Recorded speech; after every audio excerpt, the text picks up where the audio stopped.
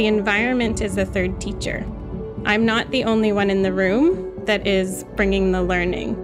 So how we set up the environment really matters. And how can we create an environment that really draws out the learning of the students? What does loving your neighbor actually look like? This is Journey with Care, where curious Canadians get inspired to love others well through real-life stories and honest conversations.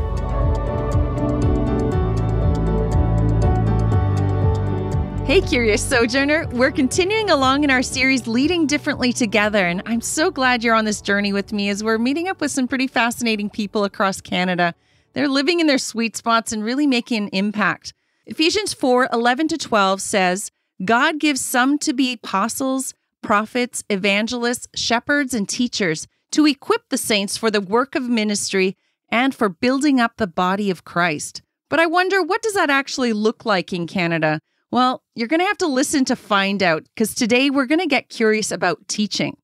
I'm your host, Wendy Park, joined by producer Johan Heinrichs, and in studio today, we have a very special guest who is a teacher to the core. She loves working with children and families with special needs and has done so around the world. Now coming to us from the unceded Anishinaabe Algonquin Territory, Ottawa, Ontario, Amy Jo Smith, welcome to the podcast. Thank you, Wendy. It's so wonderful to be with you. Yes, I love working with you, Amy Jo. It should be said that you are part of the Care Impact team all the way from Ottawa, but not everybody knows you. So I would love for you to tell us a little bit about yourself. Take us on a quick journey of your personal story. Well, you know me as one of the Care Impact trauma care trainers, and it is such a fun thing to be part of the team across Canada. But I have been in the early childhood education field for almost 20 years now. And I have had the privilege, I always say, my greatest teachers and my professors have been the children that I have gotten to walk alongside and journey with. And that has been in classrooms in Ottawa, where I currently live, where I started as an early childhood educator. It's also been in the homes of families as a nanny, in children's ministry classrooms as a Sunday school teacher, in Peru and the Dominican and Ecuador and a few other places where I've gotten to journey with children and families through camps and different children's homes. And all of these opportunities and experiences have taught me so much about the way we learn from each other. I love that. Yes. So you have a diverse background in teaching. And I'm just curious, can you trace that back to maybe when you were a child, or how far can you trace that back when you started to love teaching? How did you fall into that? Well, I love that you asked that, because I've been reflecting on a quote by Mr. Rogers. And I have a friend who, she's a kindergarten teacher, and she just wrote a book all about his life because he's impacted her so much in her teaching. And there was a quote that he said, she shared with me, and it's just stuck with me. And it said, he said, "Who loved you into being?" And in the work that I do in caring for and teaching children, and now seeking to equip and care for adults, and the work that I do as a resource consultant, trying to build capacity to support educators and having spaces that they can invite children with special needs into, I know that there are so many people and so many experiences that I am who I am today in the work that I do. And so when I think about who loved me into being, the moments where I really learned in a moment of teaching, they were often the moments that were not necessarily in a classroom within four walls. I think of my grandma. She comes to mind, first of all, as someone who walked with me, and she was also a teacher, both in her profession and in her life, in her vocation. As a grandma and as a mom. And a picture comes to mind where I was in her backyard, and she always let us help her in the garden. And she taught me how to dig out the hole to put the potato in. And she always said, you need to give it a good soaking. And there were those moments in my life when I was taught by teachers that were not necessarily within a classroom within four walls. Another moment I remember was when I had to have surgery when I was about 5 years old, and I was in the hospital for over a week, and my Sunday school teacher signed a big card she had all my classmates sign the card and decorated it and brought it to me. And that was a moment where I learned about love and care. Wow, I really love that. It's not so much on the transaction of content is what I'm hearing from you, but the going alongside, teaching and doing, demonstrating, coming alongside, really demonstrating what it was that you didn't even maybe know that potatoes needed to be soaked. That was something to learn. But as you walked along your grandma in that garden, as you received that compassion from your teacher, she was teaching you far more than a flannelgraph Jesus on a board about compassion. And that's very Jesus-y, isn't it? He walked along and he was a good teacher, he is a good teacher, and demonstrated that in a very practical ways.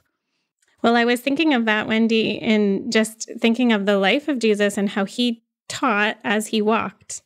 And he taught through physical things like water and bread and fish and trees. And he taught through his life as he walked. That's right. So I remember a conversation we had when I originally asked you, hey, Mijo, I'm doing this series and I'd really love to interview you on your take on teaching regarding the Ephesians 4 gifting. And I remember that conversation distinctly saying, well, do I qualify enough as a teacher? I'm not necessarily a pastoral teacher in the church or in the typical way right now. I'm not teaching a Sunday school class. Do you remember that conversation and just digging in together? What does it mean to be gifted in teaching? Do you recall that conversation? I do recall that conversation. And I remember that I'm like, Amy Jo, you have a gift of teaching. You teach in our trauma care class. I'd love for you to tell us a little bit more about the masterclass that you're currently part of the team in teaching. But maybe we can dive into a little bit about the biblical foundation that you and I were exploring when we were thinking through the verse in Ephesians 4, 11 and 12. What does it mean to have the gift of teaching? Do you have any reflections on that since we last had that conversation? I do. And I appreciated you asking that question because I think it got my thoughts going back to what is teaching. And the word educare is to train and to teach, and the word educere, which is to draw out. And those are both the root words of education. And so I've been thinking a lot about that. And my brother, who is also part of our trauma care team, he was talking about that after our last session just on Tuesday, where we were talking about how do we create a learning environment where we're not just giving information, even though that is part of, we do have information we want to share and facts and statistics and different things that we want the students to come away with. But so much of the learning that we're trying to create is an environment where the students are able to access some of what they already know or go on a journey of discovery on their own.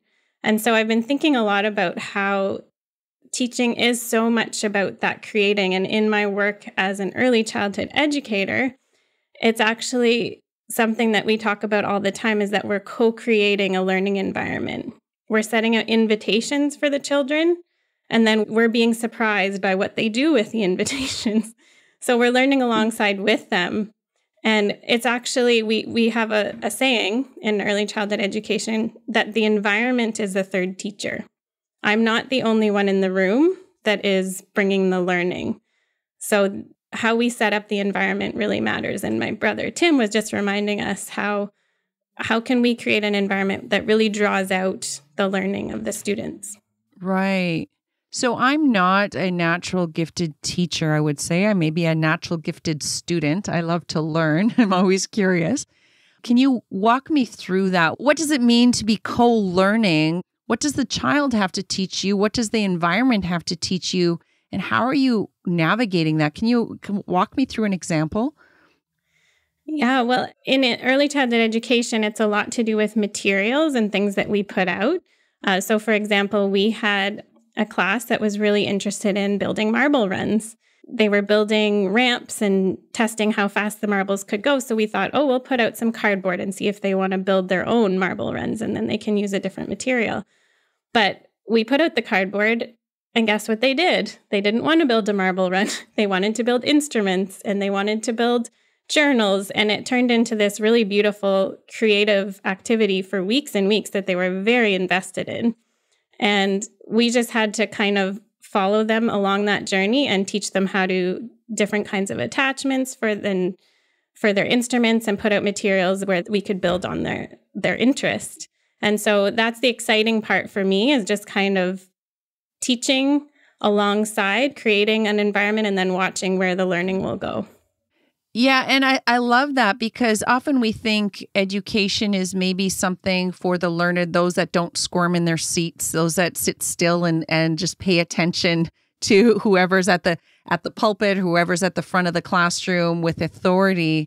But what you're telling me is a much more humble approach, bending down at their level and learning with them and being curious about how they're learning. And that is something we could take into the church. I'm curious to see from an early childhood educator's perspective, as you are very committed to the church and navigating that church life experience, are there some things that we should be paying attention to, listening to, leaning into our educators in the pews in leadership that would make a co-learning experience so that we could learn to grow closer to each other, learn to grow closer to God and to community? Are there things that maybe that you see that we're bypassing in everyday church experiences? So one thing that I've found really interesting in my work as an early childhood educator is we have to do so many observations. So I'm not at the front of the room in a kindergarten class just giving information, although there are times when I gather the children in a circle and I share information with them. But so much of the time I'm walking around and I'm recording, whether it's even just in my mind or whether it's on a piece of paper or with a video. I'm recording what's happening in the learning so that I can come back to it and I can look at where we should take the learning next. And I can pull out things that I'm seeing. And I think it's taught me so much about observation and listening, because so much of the job is observing and looking a little deeper and saying, what could be going on here? And listening even deeper for what the child might be already learning and already accessing so that I can add another layer. And I think in the church and in our communities, it makes me think, what if we listened longer? What if we observed more to know what other people are thinking? And maybe it's the kids in the back row or the people in the back row that aren't even getting a place to have their voice heard. And I need to step closer to them and listen longer so that I can hear what they have to say. So it's a sense of letting the children come and don't hinder them. I think Jesus had a strong word with those adults who were adulting, doing serious church under the tree, I imagine. It may not be under a tree, but he said, let the children come. And those were teaching moments. They were co-learning together in those times, weren't they? And also what I hear you telling me is that it's not just somebody with just good communication skills in like verbal oratory excellence, that they're just like downloading like a fire hose of information. There's something reciprocal that's happening when there's teaching going on.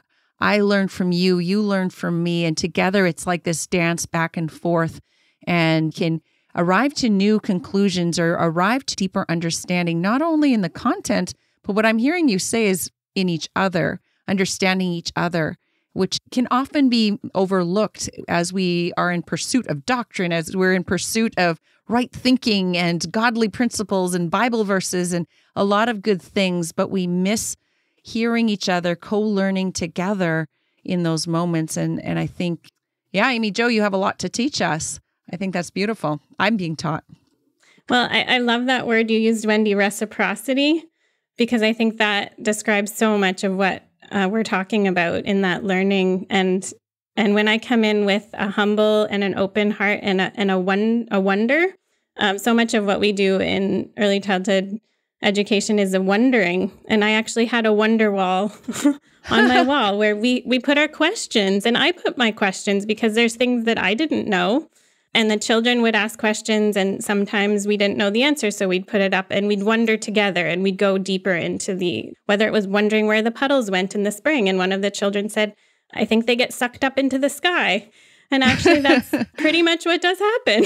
Yeah. So then we go and learn about evaporation. But there was just so much in that process that was a dance of listening and learning together.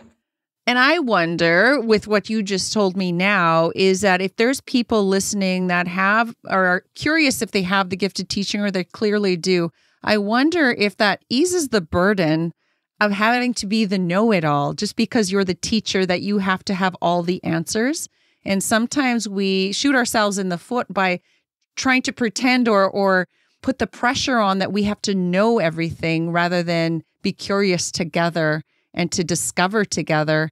I do sense this new generation up and rising. They want to ask questions. They want to wonder. They want to be curious and know. And rather than being threatened as a teacher, I hear you saying, hey, let me wonder with you, and maybe be that guide on that pathway.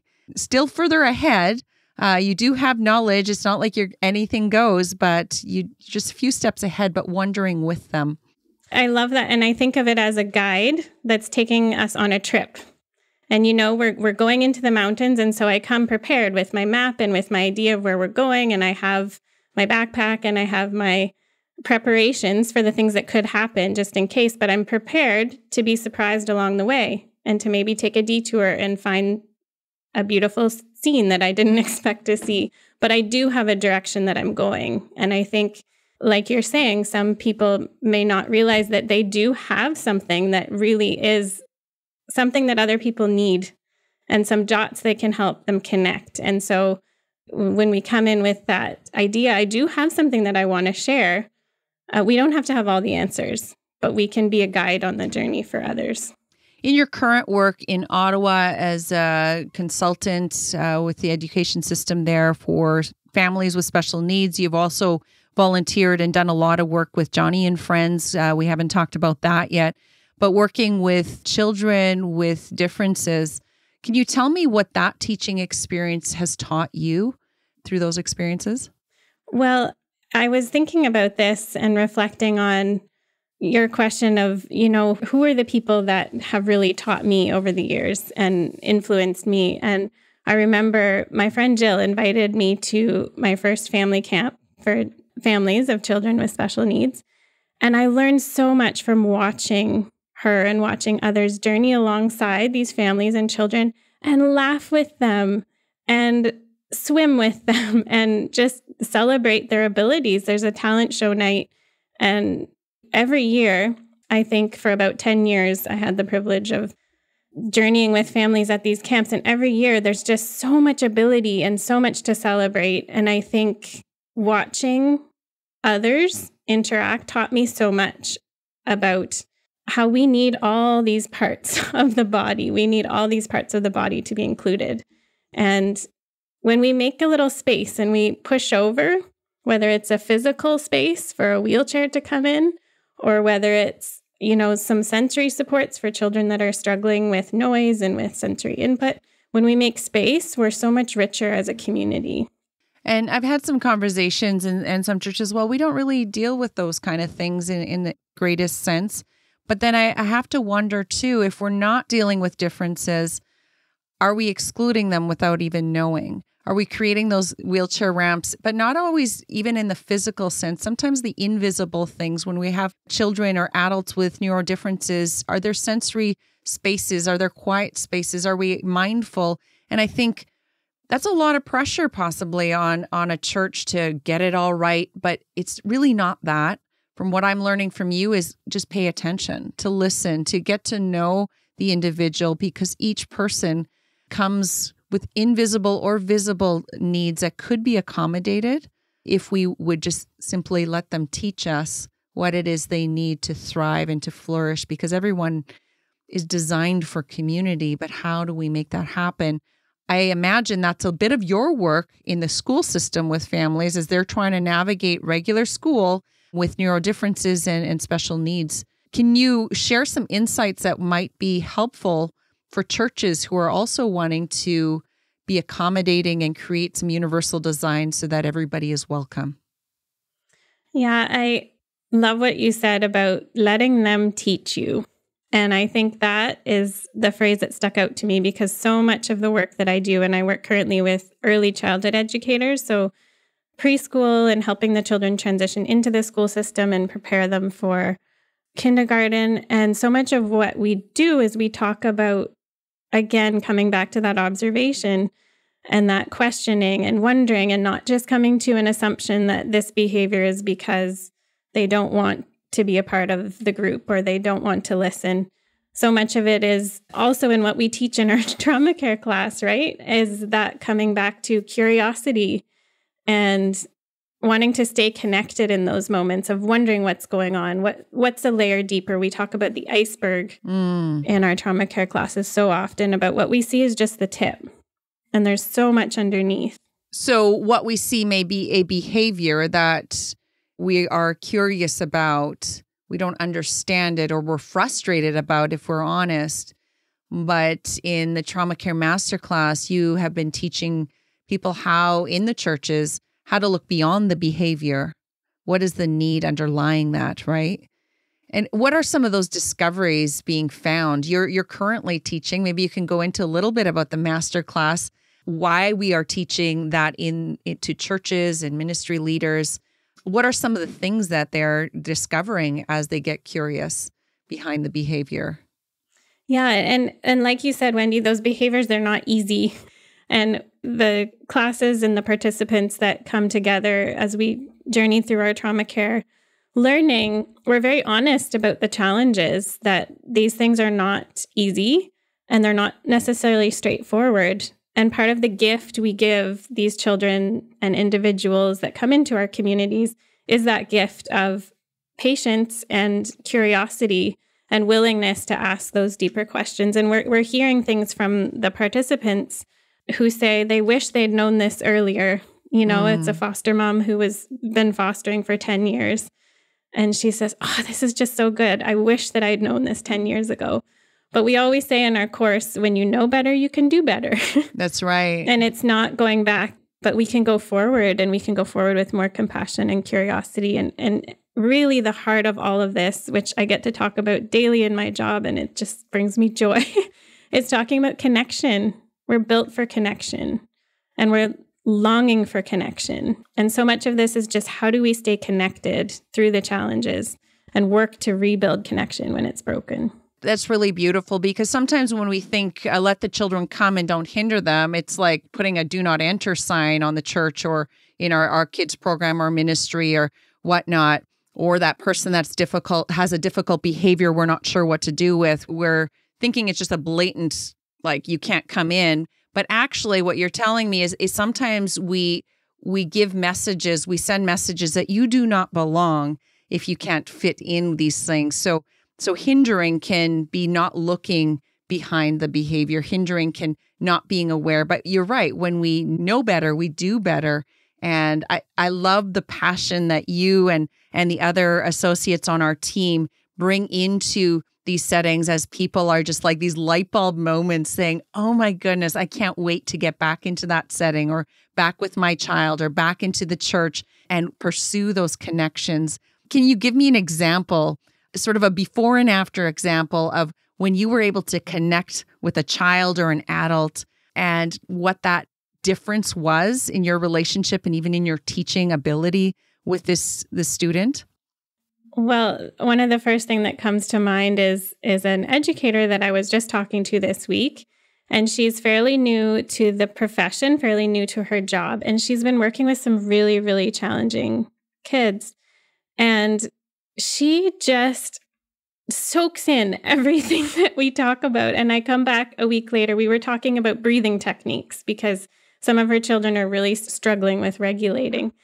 And some of them come from really difficult home situations where they're not getting that practice. And so we talk about this also in our trauma care course, you know, about helping to regulate the vagus nerve in the brain that helps calm the body. And so I taught her the roller coaster breathing, where you go up and down the fingers. And I came back a couple weeks later, and she has the whole group of kids coming in from outside, sitting on the carpet, these kindergarten kids. And they're all practicing the breathing and coming up with their own creative ideas.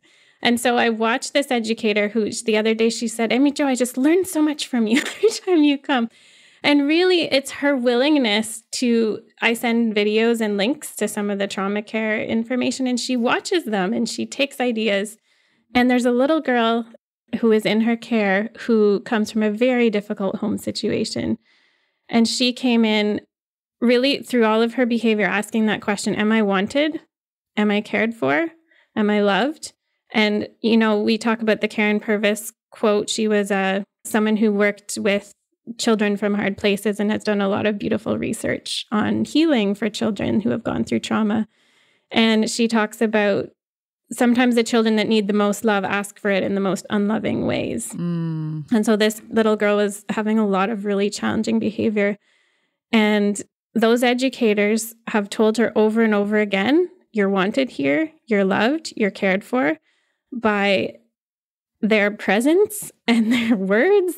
Even though other programs, I think, would have told her, you're not welcome here, you can't come back because of her challenges, but they've been willing to stick with it. And she has beautiful moments now of connection. And even she's able to access some of her sadness, which is actually a really good thing. She's able to cry instead of just lash out. And so that's where I saw a dance between an educator who's curious and willing to learn and a child who is being connected with. And it just brought me a lot of joy. Yeah, that's really beautiful. Earlier, I referring to Ephesians 4:11-12, where we know the apostles, prophets, evangelists, shepherds, and teachers, and obviously we're focusing on the teachers, are there to equip the saints for the work of the ministry, for building up the body of Christ. I'm just curious the intersection of somebody like yourself who has an innate God calling of teaching. You can't stop but reciprocate that with others and co-learn together. But what is it that we could learn as the body of Christ to do better together with the other callings and leadership styles? What is it that we could do to work better together and to really make the most with those in the church who have the gift of teaching? Well, I think because I'm just always looking through that lens of time with my little people, I think of a circle time in kindergarten. And there are some voices who are really, really ready to just take over the whole circle. And they're very forefront and they need space. They do need space to talk. But I think of so much of it is a dance of trying to bring out the ones who are quiet and the ones who are maybe not as willing to share, but have really good things to say. And I think maybe some of this journey as a community, as a church community, is how do we make space for the voices that may be more in the back row or the ones that may not be as vocal? How do we really pause and make space for them? Because we have so much to learn from each other.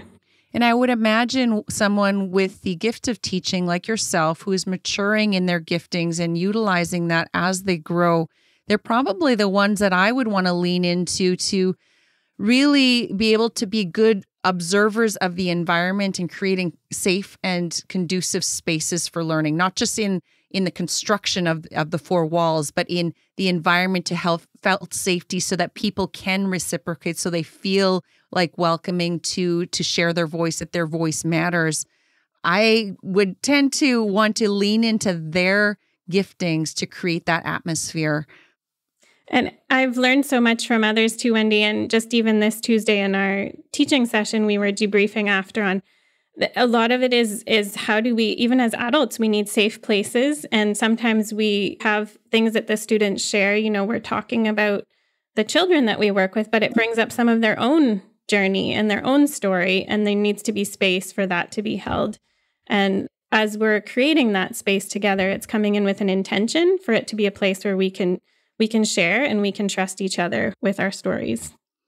Yeah. And so teaching isn't so much of I'm the teacher, so therefore I have authority in the room or in this dynamic of the relationship. It's almost like a earned, secured authority of a voice that somebody would want to come to for learning together. I think of in the Bible, in the New Testament, Lois and Eunice taught Timothy, and it wasn't like in a lording over it, but they were nurturing, they were creating space. This little young Timothy who had so much promise, they were just encouraging him along. I think of Priscilla, who taught Apollos, and Phoebe, she was a deacon in the church, all female teachers that we may think sometimes, well, the teachers maybe have to be males in front of the church, and I'm not going to get into that whole male-female thing, but it's so less of an authoritative thing as a nurturing, a co-learning, a helping other people to grow, which there's a lot of room at that table. Don't we all need teachers?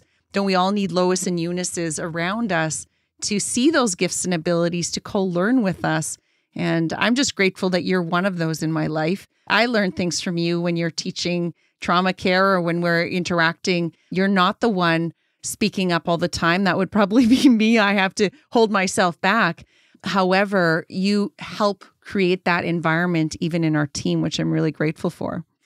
Well, it makes me think, Wendy, as you're listing these people, and I think of the verse that came to me when I was doing some Jonny and Friends work. And Jonny and Friends is a organization that serves families with special needs around the world, you mentioned earlier.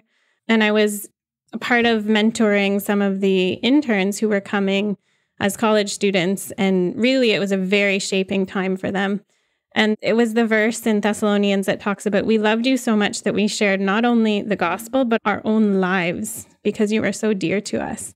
And that just really resonated with me as I was walking with these interns, because it was a very embodied experience. There was not a lot of time at the front of the room. We were walking alongside families, and Jonny is herself a quadriplegic and experiences life in a wheelchair. And she talks so much about the embodied experience of working with people where we have to get on the floor with them. We have to incarnate into their world, just as Jesus came into our world in a body. And the things that we learn through that experience in reciprocal, mutual benefit. That's beautiful. Now, to wrap things up, I'm wondering, Amy Jo, if you have any words of wisdom or maybe that next step, that baby step for us to grow as teachers, if we have the gifting and those that we maybe don't, but we could still learn and grow into that. Are there any next steps that you might want to encourage us to try? Well, I think one thing that was sitting with me as I was reflecting was words from a Quaker teacher whose name was Parker Palmer. And he talks so much about the teaching journey is really one of going within and getting to know ourselves better as we get to know our students. And so I would just say, I would encourage some reflection time. Maybe even think on that question that we talked about. Who loved you into being? Who were some teachers in your life that were really impactful in those moments? Maybe not at 3:00 on a Wednesday afternoon in your grade 3 classroom, you were learning math, but what were some of those moments of teaching that have impacted you? And then what are some things that you really want to share with others? And how can you start listening to the ones that may really benefit from that information and from that knowledge and passion that you have? Well, I love that. And Johan Heinrichs, our producer, will be helping us all with that. On Mondays, we have a Journey with Prayer, which is a contemplative experience, a 5-minute contemplative experience based on the episodes of the Friday previous. So stay tuned this coming Monday for a contemplative experience where you can journey within and with God. And Amy Jo, I just want to thank you so much for taking the time to share with us your story. And thank you for coming on the podcast. Thank you so much, Wendy. It's been a joy to be here with you. Thank you for joining another conversation on Journey with Care, where we inspire curious Canadians on their path of faith and living life with purpose in community. Journey with Care is an initiative of Care Impact, a Canadian charity dedicated to connecting and equipping the whole church to journey well in community. You can visit their website at careimpact.ca or visit journeywithcare.ca to get more information on weekly episodes, Journey with Prayer, and details about our upcoming events and meetups. You can also leave us a message, share your thoughts, and connect with like-minded individuals who are on their own journeys of faith and purpose. Thank you for sharing this podcast and helping these stories reach the community. Together we can explore ways to journey in a good way. And always remember to stay curious.